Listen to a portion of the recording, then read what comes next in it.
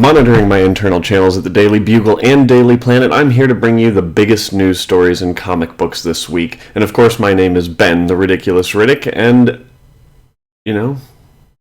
this is going to be a great time. Ladies and gentlemen, this is our bi-monthly news show. Every other week I gather the biggest news stories from comic book related stuff, new story arcs, movie news, TV show news, etc.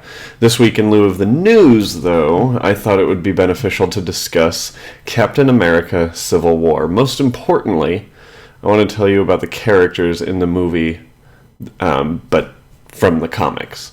So, just as an FYI, I'm going to be talking spoilers for Marvel Civil War comics released in 2006. This is not the movie. I don't know what's going to happen in the movie. And the thing with the movie is I could be potentially spoiling story parts of the movie due to what happens in the comic and the fact that it's based off of the comic. If you're worried that what I might say might spoil the movie, I would recommend waiting until you go see it. I promise this video will still be up on our YouTube channel for you to watch. I figured the best way to start is going to be Captain America, the movie's pretty much front runner. He's the first in the opposition to what the comic books call the Superhuman Registration Act. Now, in the movie, it's called the Sokovia Accords. We know that. This is the Superhuman Registration Act. Captain America ends up forming a secret group of Avengers that are rightly called the Secret Avengers, using safe houses provided by Nick Fury, who in the comics is actually missing, and S.H.I.E.L.D. is being run by Maria Hill. So Captain America is very much against the heroes fighting heroes and the heroes having to give up their secret identities because, he doesn't believe that the government should be running superheroes. So, of course, he's the very first person to go in opposition of the Superhuman Registration Act, and rightly so.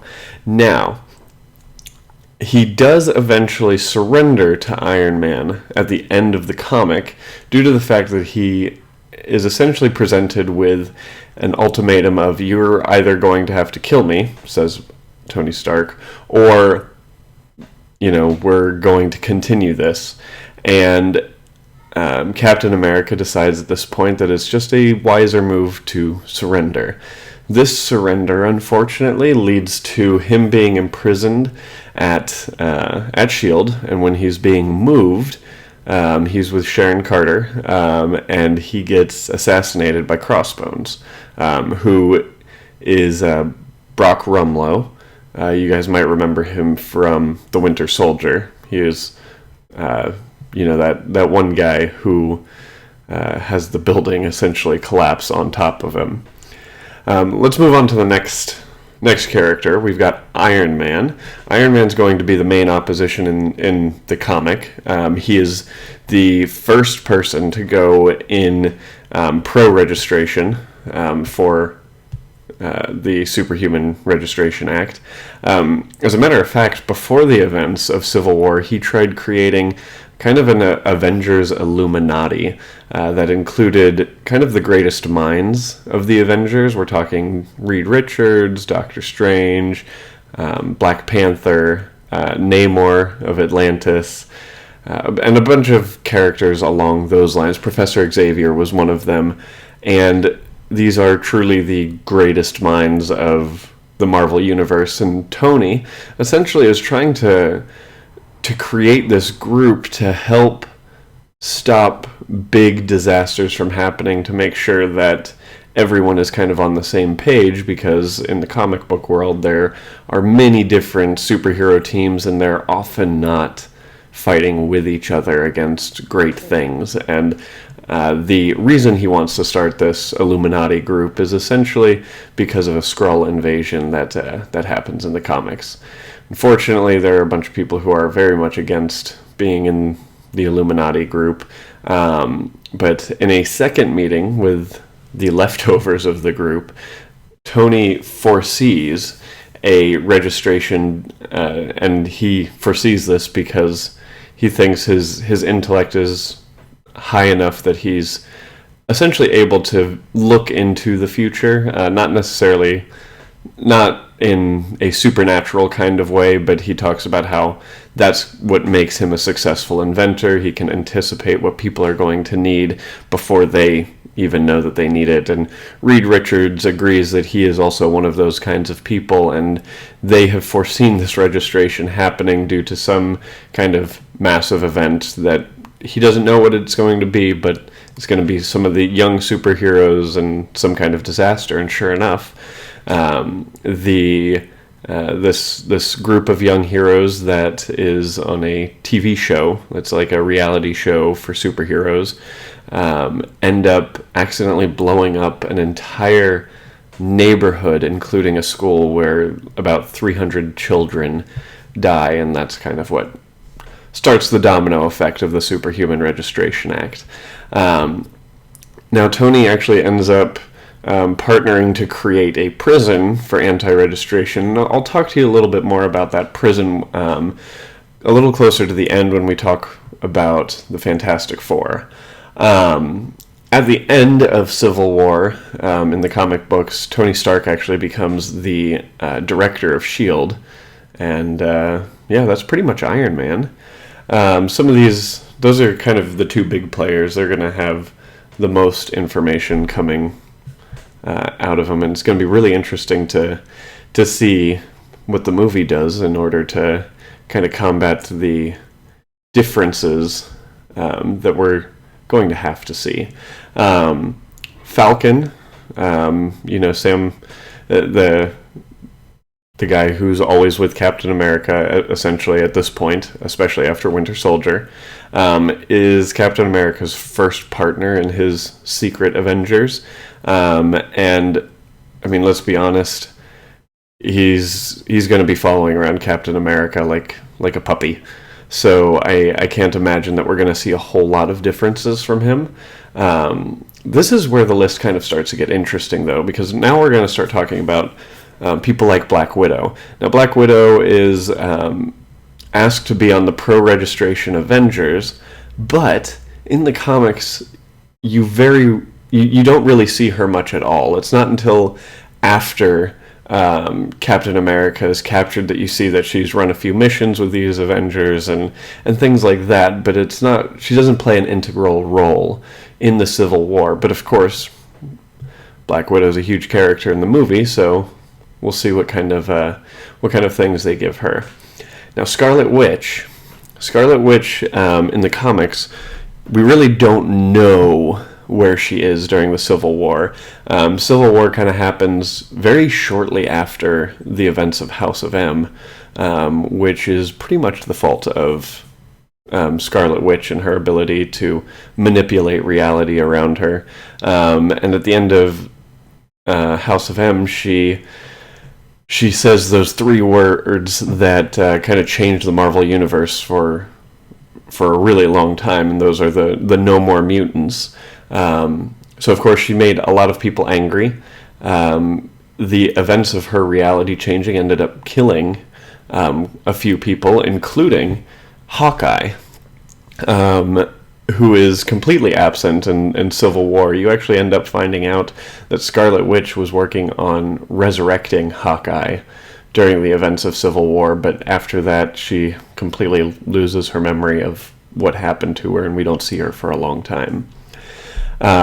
War Machine, because of the events of House of M, is actually charged with policing a mutant reservation through a S.H.I.E.L.D. group called O&E.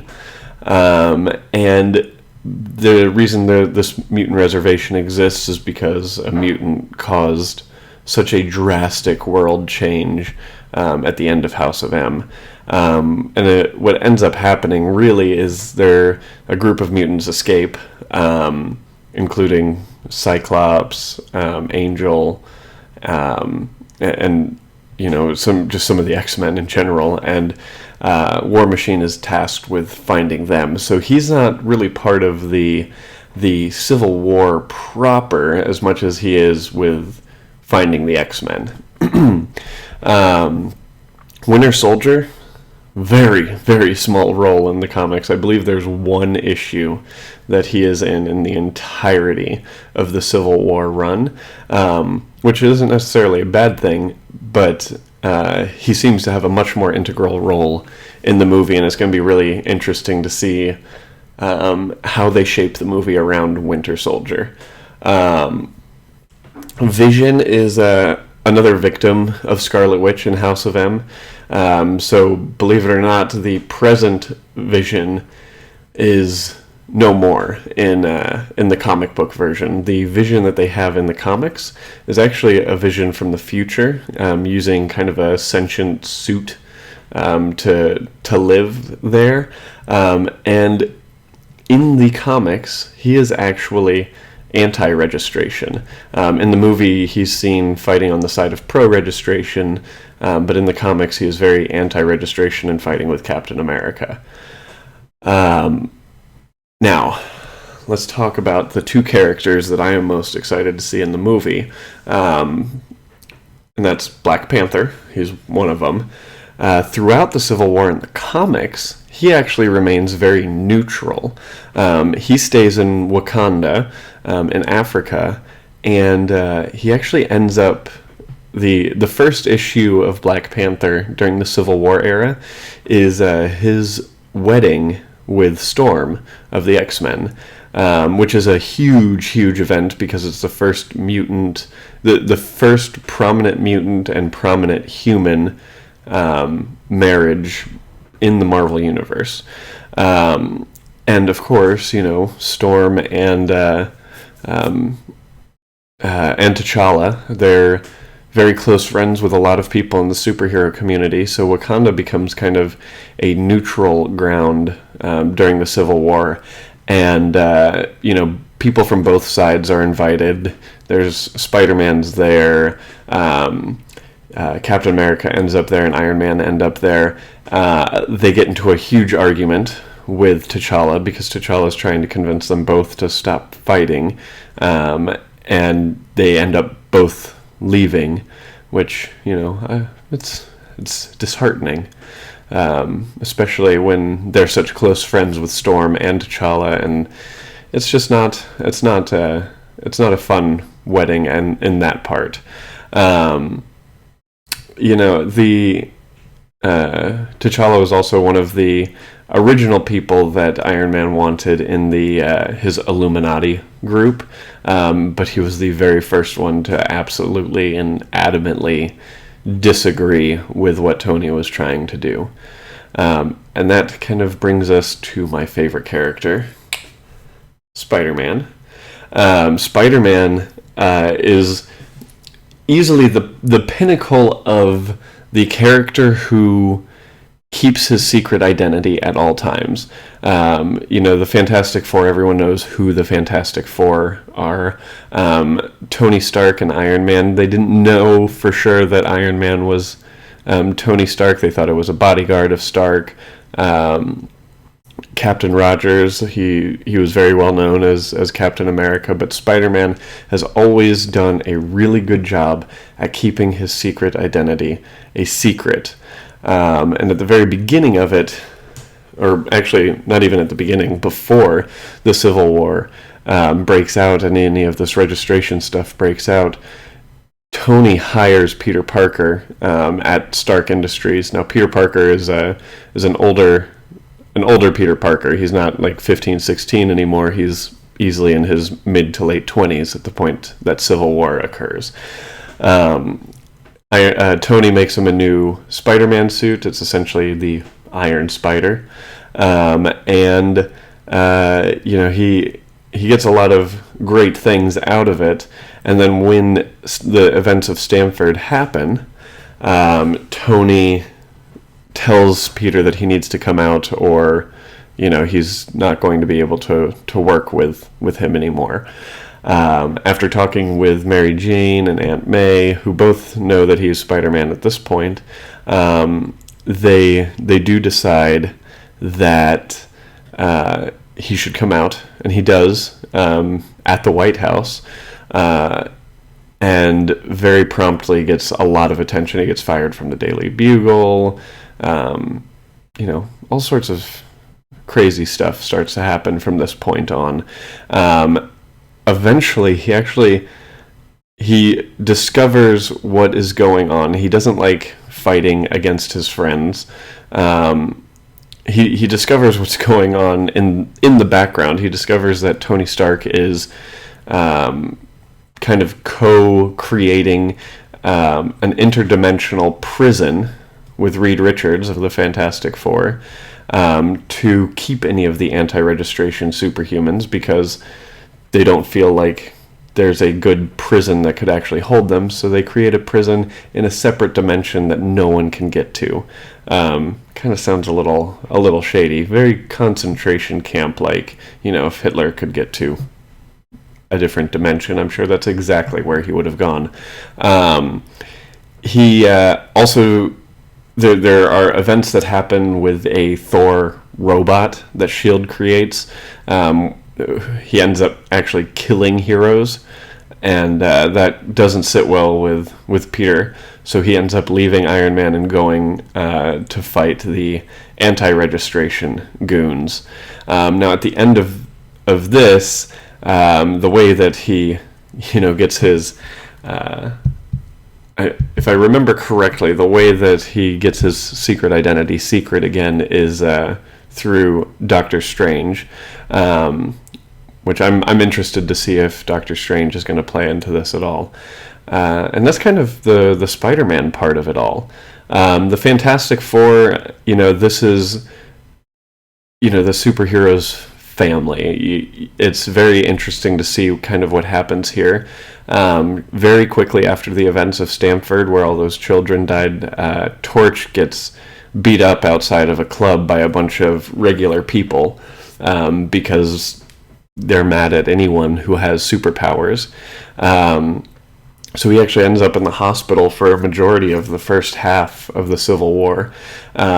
Sue, the Invisible Woman, is trying to kind of keep Johnny comfortable throughout all of this, but ends up eventually leaving Reed because she's against registration. She doesn't like the interdimensional prison that Reed is creating, and all of that sort of stuff.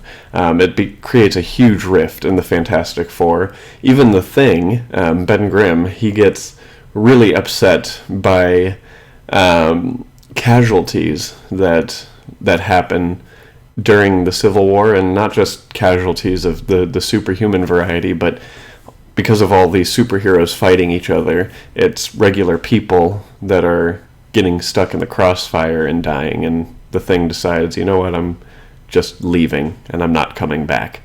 And he does that for quite a while.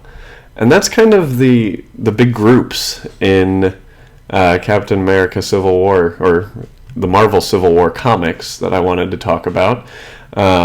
Make sure to go see the movie. I want to hear what you guys think, and let me know who I missed in the Civil War that you really wanted me to talk about. Usually I'd recommend some books to add to your pull list. It's been a hectic week where we've been planning all of this Civil War content, so make sure to stay tuned to nkrn.org, because we're going to be having a lot of Civil War content coming out, including this video. Of course, you can also read the next book for our comic book club meeting next week. That's the show that my sister and I host, where we pick a comic book every 2 weeks to read, and we kind of break it down and talk about whether or not it's a good book for new comic book readers, or just a great book for comic book enthusiasts that are already comic book enthusiasts. You can support the show by purchasing the book that we're reading through our Amazon affiliate link, which is in the YouTube description, or you can visit nightlynovels.com. That's nightly with a K. And next week's book is Man Extremis by Warren Ellis and illustrated by Adi Granov.